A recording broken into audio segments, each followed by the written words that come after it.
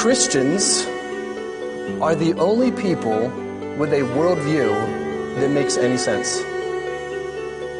And some people will hear that like the most arrogant statement in the world, but it's true.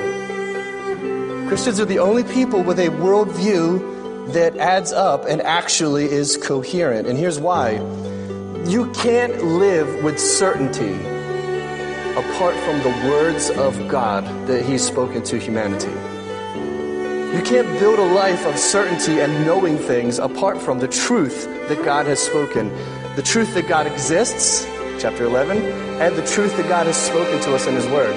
There's no certainty and there's no knowledge apart from the person and the Word of God.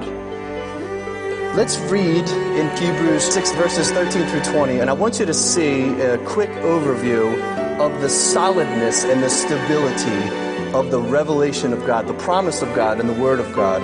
And this is definitely my chance to steal Pastor Jeff's thunder. So, we're all about Genesis and Abraham tonight, and I have a little bit of a selfish delight in anticipating his sermon, because the Bible says, do to others what they do to you, right?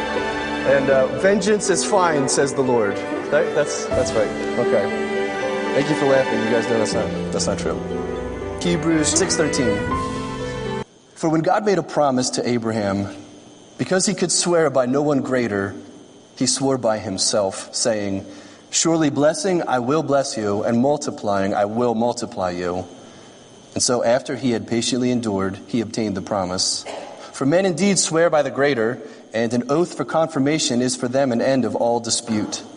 Thus God, determining to show more abundantly to the heirs of promise the immutability of His counsel, confirmed it by an oath, that by two immutable things in which it is impossible for God to lie, we might have strong consolation who have fled for refuge to lay hold of the hope set before us.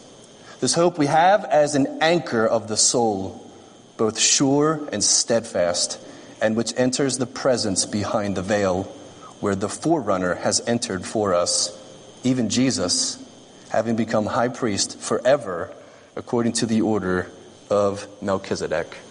Amen.